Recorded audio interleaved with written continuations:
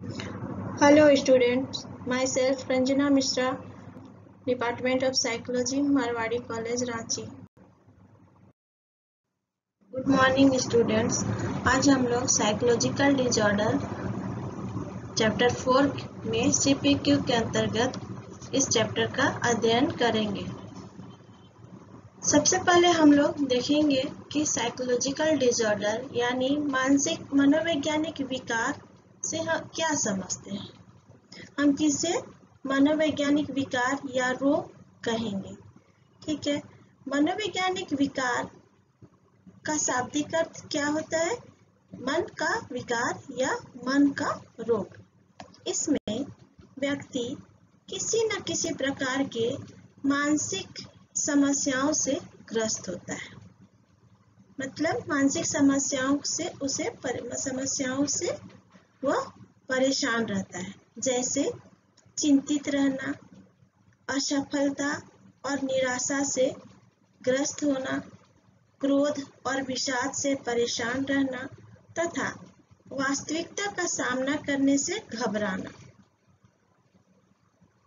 और अपने को असमर्थ अक्षम समझना आदि। इस प्रकार यह सामाजिक असफलता कोटि का मानसिक रोग है। अतः ऐसी समस्याओं से ग्रसित व्यक्ति यानी पीड़ित व्यक्ति को सामाजिक संबंध बनाए रखने में कठिनाई होती है। इस रोग में मानसिक विच्छिन्नता, व्यामोह तथा विभ्रमों का भरमार होता है।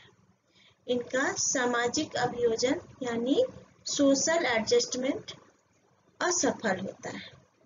इनके डे टू डे के लाइफ यानी दैनिक व्यवहार भी सामान्यतः आतंकपूर्ण और विध्वंसात्मक होते हैं। वास्तविकता के साथ इनका संबंध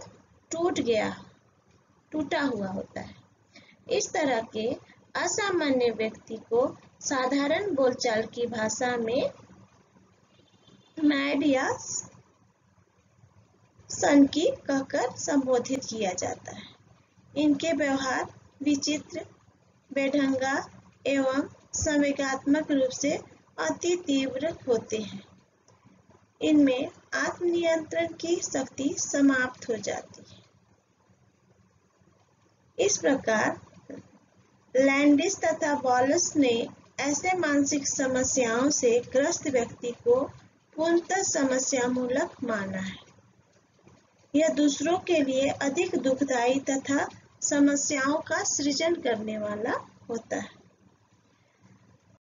अब हम यह देखेंगे कि व्यक्ति के व्यवहार को जब हम सामान्य तथा असामान्य दो भागों में बांटते हैं तो सामान्य शब्द जो है यानी नॉर्मल, यह लैटिन के नॉर्मा शब्द से बना है, जिसका अर्थ होता है बढ़ई यानी कारपेंटर का एक औजार, जिसे गुनिया कहते हैं यानी कारपेंटर्स स्क्वायर। गुनिया एक ऐसा मापदंड है जिसके द्वारा बढ़ई 90 डिग्री के कोण की माप करता है। अतः सामान्य का अर्थ एक मानक यानी नॉर्म, मापदंड यानी स्टैंडर्ड या कसौटी यानी क्राइटेरिया से होता है। अब दूसरी ओर जब हम असामान्य शब्द को लेते हैं तो असामान्य शब्द अंग्रेजी शब्द एबनॉर्मल से बना है, जिसकी उत्पत्ति एनोमेलस से हुई है। एनो का अर्थ है नहीं तथा मेलस का अर्थ है नियमित, यानी इस शब्द की उत्पत्ति के अनुसार असामान्यता का अर्थ है अनियमित यानी इर्रेगुलर। इस प्रकार असामान्यता व्यवहार की अनियमितता है। कुछ विद्वानों ने इसे सामान्य से परे यानी एब प्लस नॉर्मल यानी अवे फ्रॉम नॉर्मल बताते हैं, यानी जिनका व्यवहार सामान्य व्यवहार से अलग यानी भिन्न होता है, वैसे व्यवहार को असामान्य व्यवहार कहा जाता है। ठीक है।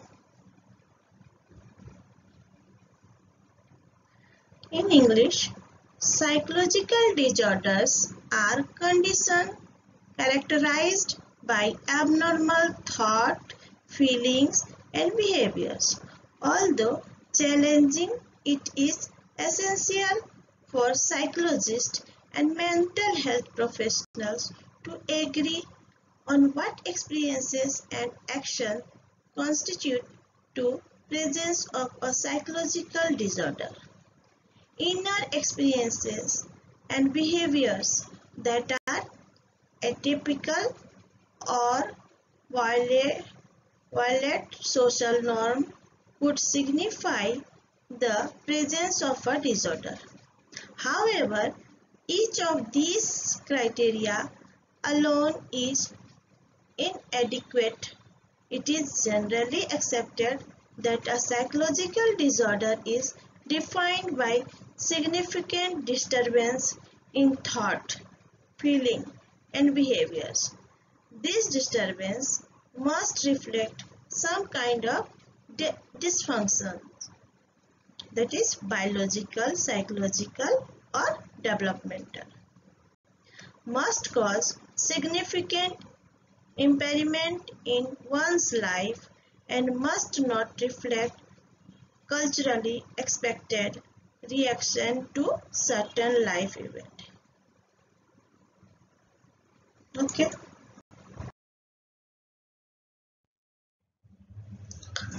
The main causes of abnormal behavior. There are three main causes of abnormal behavior. First, biological causes. Second, psychological causes. And third, social causes. So, first, biological causes.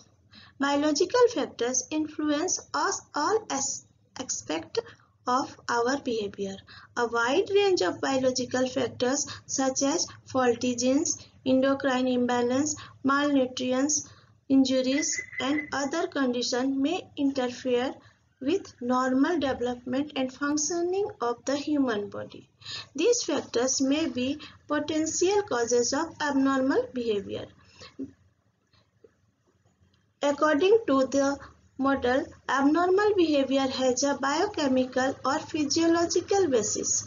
Biological researchers have found that psychological disorders are often related to problems in the transmission of messages from one neuron to another.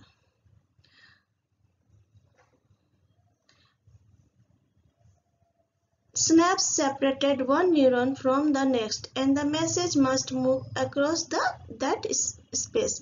When an electrical impulse reaches a neuron's ending, the nerve ending is stimulated to release a chemical called a neurotransmitter. Studies indicate that abnormal activity by certain neurotransmitters can lead to specific psychological disorder. Anxiety disorders have been linked to low activity of neurotransmitter gamma aminobutyric acid. Schizophrenia to excess activity of dopamine, and depression to low activity of serotonin. Okay, genetic factors have been linked to mood disorders, schizophrenia, mental retardation, and other psychological disorders. Researchers have not, however, been able to identify the specific genes that are the culprits. It appears that the most cases, no single gene is responsible for a particular behavior or a psychological disorder. In fact, many genes combine to help bring about our various behaviors and emotional reactions, both functional and dysfunctional. Although there is sound evidence to believe that genetic biochemical factors are involved in mental disorders as diverse as schizophrenia, depression, anxiety, and etc. And biology alone cannot account for most mental disorders. Okay.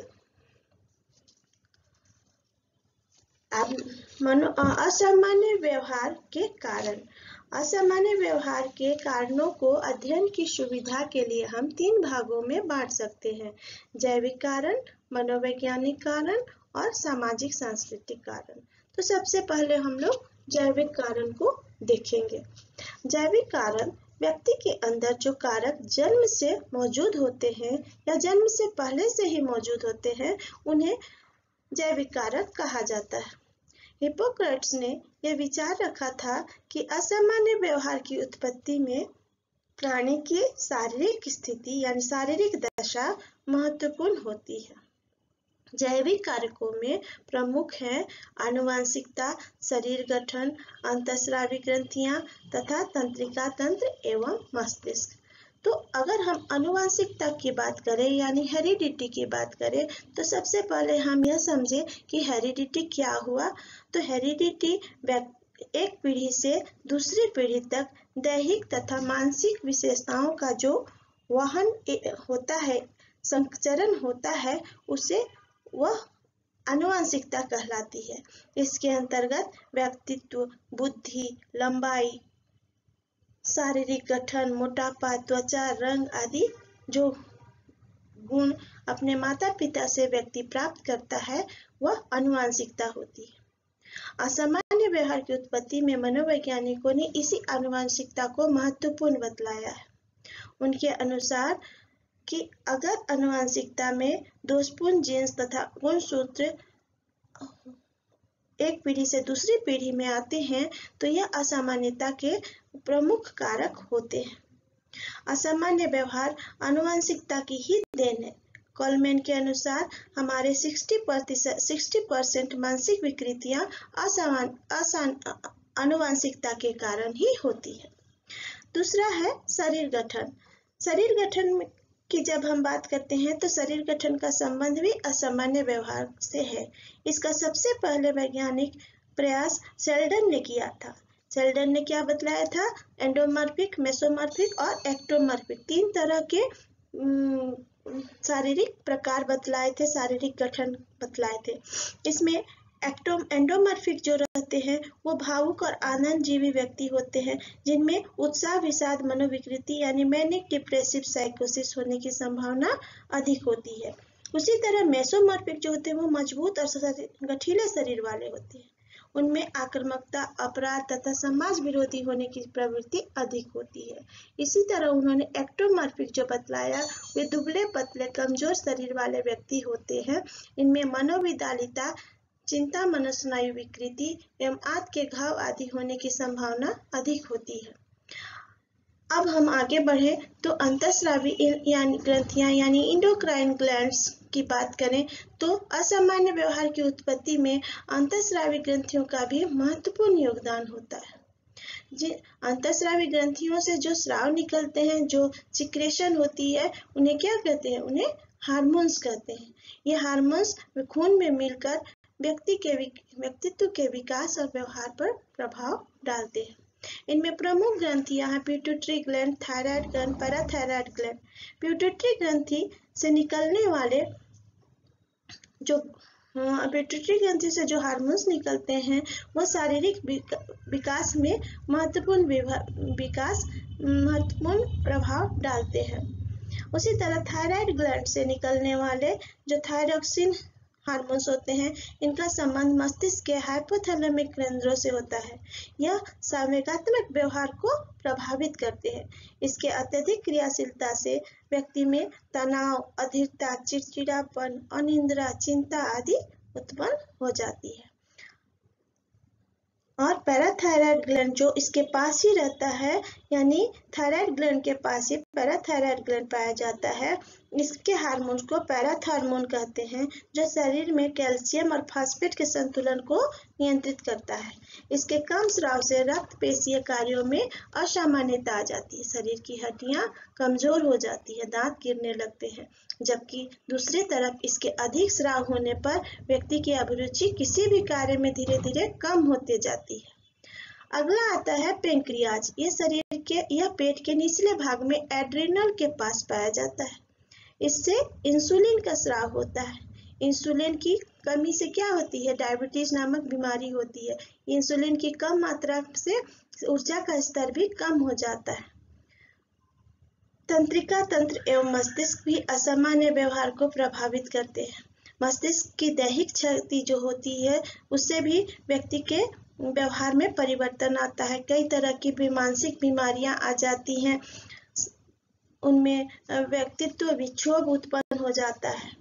इस तरह हम देखते हैं कि बहुत सारे biological कारण यानी जो शारीरिक तत्व होते हैं वो व्यक्ति के असामान्य व्यवहार के कारण सिद्ध होते हैं। ओके, ठीक है। Okay student, that's all. Thank you.